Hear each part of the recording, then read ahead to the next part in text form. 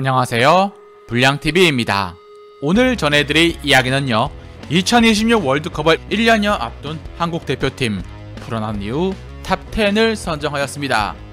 10위는 의미 없는 승리들.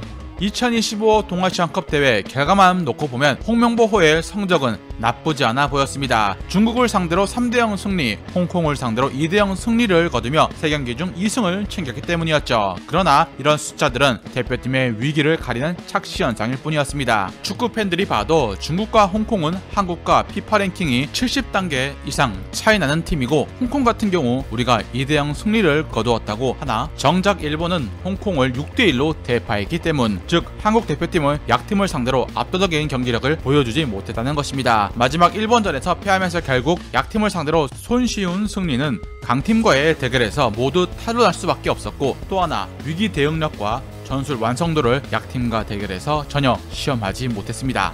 9위는 홍명보 백스리 포메이션의 딜레마.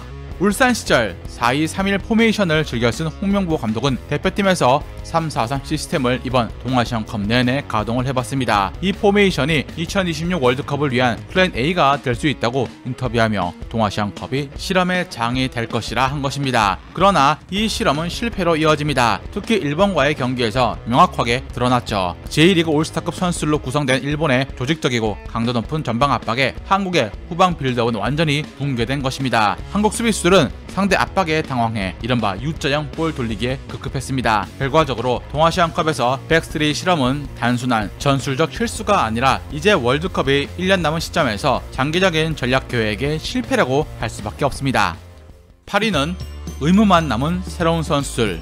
해외파가 빠진 자리에 K리그에 새로운 얼굴을 투입해 경쟁력을 시험해보겠다고 한 동아시안컵. 강상윤과 이호재가 A매치 데뷔골을 넣는 작은 성과도 있긴 했지만 문제점은 더 커졌습니다. 대표팀에서 오랜 고민거리였던 수비형 미드필더와 스트라이커에 대한 대안을 그닥 찾지 못한 것입니다. 중원의 김진규, 서민우 조합은 일본전에서 묻혀버렸고, 결국 황인범의 파트너 찾기는 오리무중이 되었습니다. 공격진에서 이호재가 존재감을 보이긴 했지만 과연 월드컵 본선 무대에서 주전이 될 수 있냐고 묻는다면 이것도 물음표였습니다. 즉 이번 대회는 새로운 선수 발굴보다 국내파와 해외파의 격차만 확인하는 자리였습니다. 일본팀이 연령별 대표팀에서부터 A 대표까지 일관된 전술 공유와 시스템을 구축한 반면, 한국 대표팀은 이번 소집에서 또 한 번 새로운 전술에 적응해야 하는 시험만 했습니다.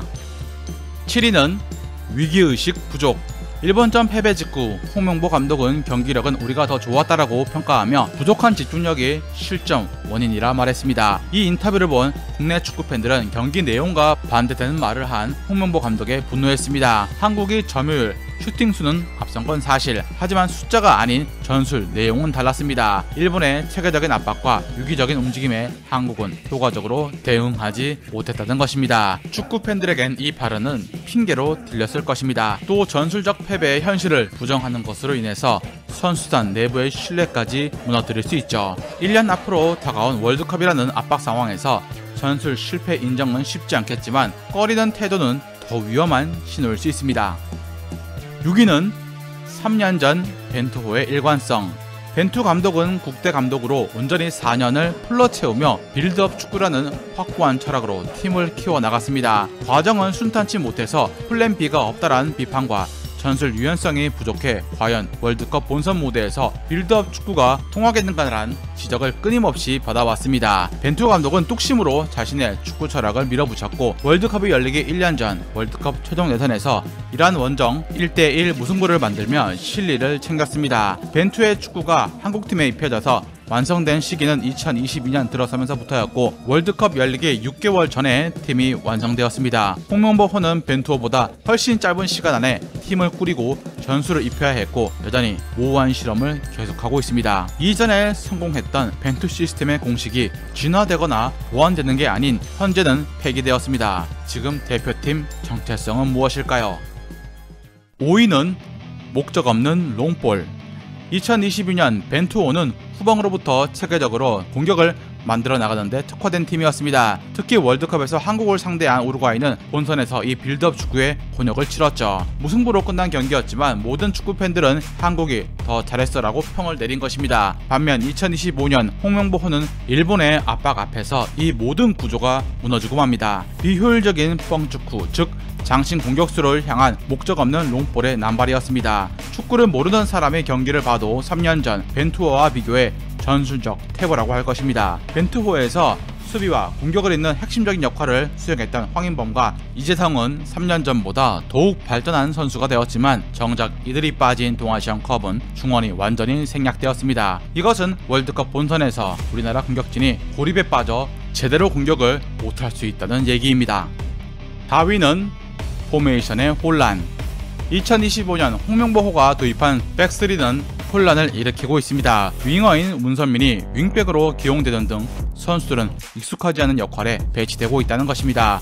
과거 3년 전 벤투호 선수들은 일관된 시스템 안에서 명확한 자기 역할을 수행했습니다. 물론 손흥민의 역할이 진화하긴 했지만 안정적인 틀 안에서의 변화였죠. 2025년 홍명보호의 시스템은 전문가들조차 이게 뭔가 하는 의문점을 불러일으키고 있고 벤투가 4년간 잘 훈련했던 팀과 비교해 떨어집니다.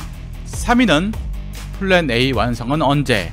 대표팀이 처한 상황은 심각하며 남은 시간은 많지 않습니다. 특히 월드컵 본선에서 꺼냈어야 하는 플랜 A에 대한 부분은 빨리 확립되어야 하죠. 더 이상 실험할 시간이 없다는 얘기입니다. 동아시안컵에 불참했던 해외파들을 중심으로 한 플랜 A를 정의하고 완성을 해야 합니다. 동아시안컵에 뽑은 국내파 선수로 시스템을 실험하고 이후 다른 해외파 선수에게 그 시스템을 적용하려는 현재 전략은 실패할 확률이 높다는 뜻이기도 합니다. 방향성을 잃고 있는 현재 전술은 조직력 저하로 이어졌고 일본전이 그러했습니다. 제대로 준비하지 않은 전술로는 아무리 48개국으로 늘어난 대회라 할지라도 본선 조별리그 탈락이라는 최악의 시나리오로 갈 수 있는 길이 될 수 있다는 것입니다.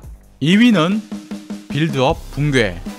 2022년 카타르 월드컵에서 대표팀의 상징과도 같았던 후방 빌드업 플레이가 완전히 붕괴했습니다. 중계를 본 축구팬들은 알겠지만 홍명보 감독 체제에서 압박 상황에서 볼 전개가 답답했고 이해할 수 없는 포지셔닝 그리고 시도 때도 없는 롱볼 남발이 특히 이번 대회에서 두드러졌습니다. 벤투 때 완성된 우리 축구는 어땠을까요? 골키퍼로부터 시작해 센터백과 중원을 거치는 빌드업을 통해서 상대 압박을 무력화하고 공격 진영에서 수적 우위를 만드는 게 목표였습니다. 물론 이것이 완성되기까지 위험 부담도 많았고 월드컵 본선에서 통할까 의문점도 있었지만 월드컵 열리기 몇 달 전 결국 완성을 시켰습니다. 그러나 지금 한국 축구는 이 모습이 사라졌습니다. 2025 동아시안컵 일본전에서 공개되는 장면이 고스란히 TV 중계를 통해서 한국 팬들이 지켜봤죠. 월드컵이 1년도 남지 않은 상황에서 홍명보호의 볼 운바는 어떻게 보완되고 완성될 수 있을까요?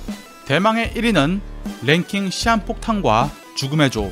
2018년 벤투 감독이 한국 대표팀에 취임했을 때 한국의 피파 랭킹은 55위였습니다. 2022 카타르 월드컵이 열리기 전부터 이미 대표팀은 꾸준한 상승을 통해서 피파 랭킹이 세계 28위권을 형성하고 있었고 이후 한국은 2023년부터 25위권 밖을 한 번도 나가지 않으며 순위를 유지했습니다. 포트 2와 포트 3 사이에 위치해 있는 한국은 2026 월드컵 조 추첨 때까지 최종 순위가 변할 수 있고 지금의 경기력은 자칫 조 추첨 3포트로 떨어질 수 있는 위기에 직면한 것도 사실입니다. 물론 우리나라가 2포트이든 3포트이든 상대할 국가들이 만만한 건 아니지만 본선을 앞두고 유리한 대진을 받을 수 있는 팀 전력 상황이 아니라는 것입니다. 홍명보 감독 부임 이후 대표팀은 포인트를 쌓기는커녕 잃었습니다.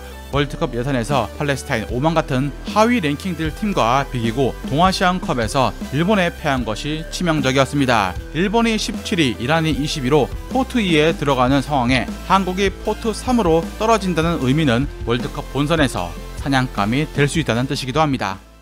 즐겁게 보셨다면 구독과 좋아요 클릭을 부탁드립니다.